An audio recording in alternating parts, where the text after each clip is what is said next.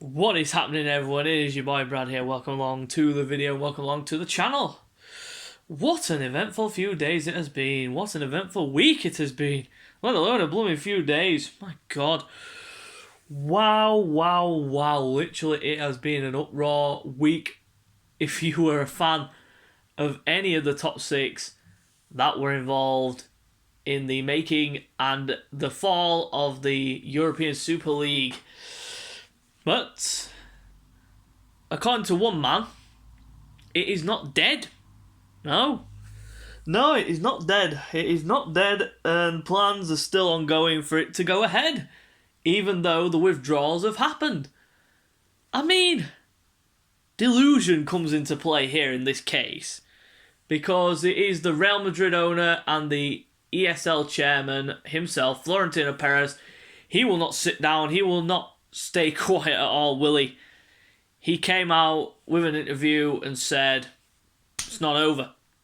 So, my view on it is, we've won the battle, but we haven't won the war. The war is still going to go on. It's still going to persist.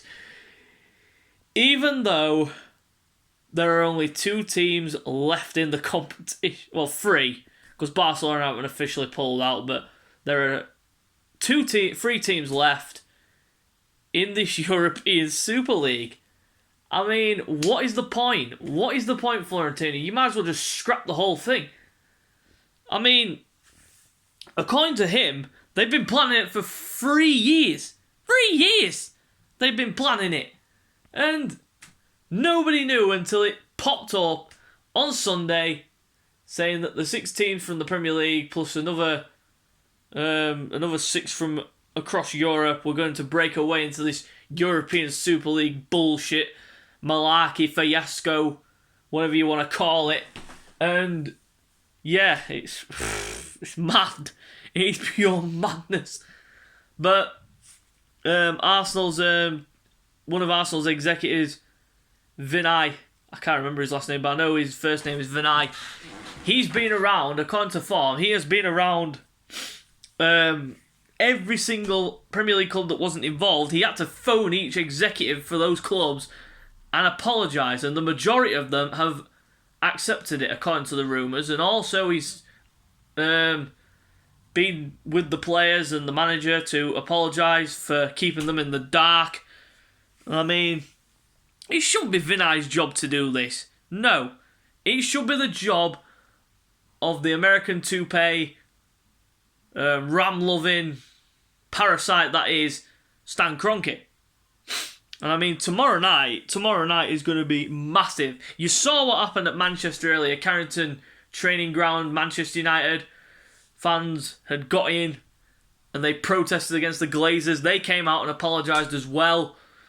But Man United fans haven't taken that too lightly, and we're not going to take it too lightly either, that Stan and them have supposedly apologised to the players about keeping them in the dark for this European Super League. I mean, it's a joke. It is an utter joke, honest to God.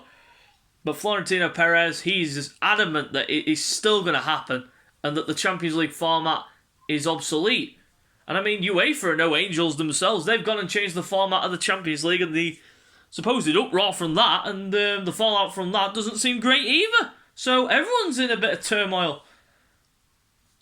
And I mean, it's disgraceful, but we as fans, we had a voice, and we made our voice clear that we did not want this to happen. But Florentino Perez saying that young people don't watch football and they've got other hobbies. What an absolute parasite. What an absolute arrogant idiot Florentino Perez is. He does not care about the fans, nor do any of the other executive CEOs or anyone like that a part of these clubs. What do you say? What do you say about this? The uproar after it was announced was big, and still Florentino is going to still persist with it. But like I said, we've won the battle, but we haven't won the war. The war is still going to go on for the European Super League to happen, and Florentino Perez, he's adamant that it's going to happen, so we'll wait and see what happens. But another reason why I'm here today is because tomorrow night we've got a game. We've got a game against Everton. Arsenal against Everton at the Emirates. 8 o'clock kickoff. Should be a belter. Should be a belter of a game, but it's been tarnished by all this bullshit about the European Super League. So, but we've got to get focused on it. We've got to get the players have got to keep their mind set on keeping the momentum going. And then we've got next week against Villarreal. So, wow, literally. But I hope we keep up the momentum. I hope we get the momentum back after that horrific performance against Fulham on Sunday. But this is my predicted lineup for the game. Starting in goal, Matty Ryan.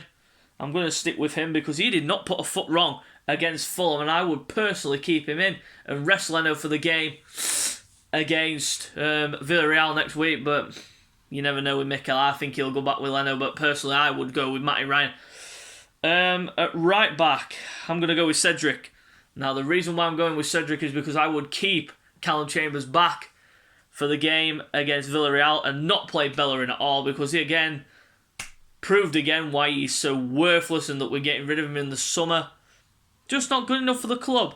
So I'm going to go with Cedric. In defence, starting off with Rob Holding, keeping his place. No doubts about it. There's no other centre-backs available. David Luiz is injured.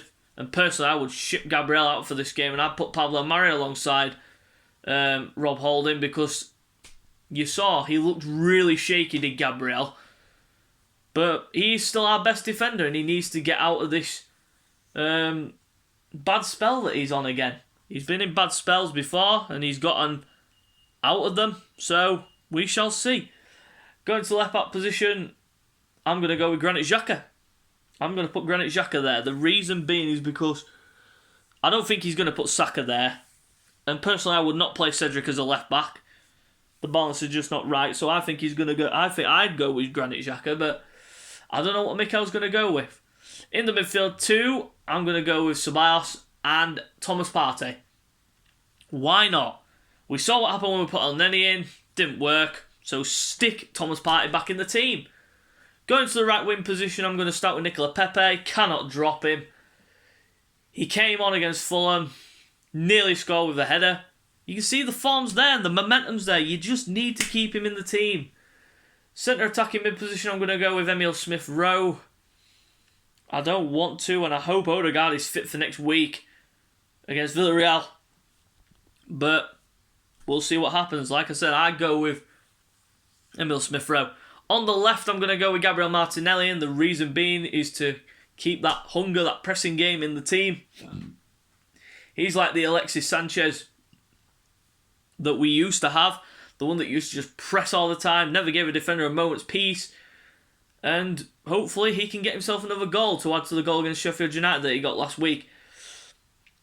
Not last week, the week before. Going to the striker position, there's only one real choice, and that's Eddie Nketiah. But we'd have to play Balogun off the bench, so I don't know. But I'd personally go with Nketiah because he scored on Sunday against Fulham. Did look lively when he came on. So I would go with that because Lacazette, we don't know what the extent of his injury is. It's a strain in his hamstring, so I presume that'll be about a week or so. He'll be assessed for the game, but I don't think he'll play. So we'll wait and see what happens. So yeah, there's still more fallout coming from the European Super League, with Florentino Perez standing his ground saying it is going to happen and that it's not dead in the water, even though it is going to get suspended for the time being. But it's a joke. It's not a joke. So guys, you know what to do by now. Please subscribe if you're new, and tell your friends about this channel because I want to try and get as much subscribers as possible. And like the video and give me some positive feedback in the comments section below. And until next time, we'll see you later.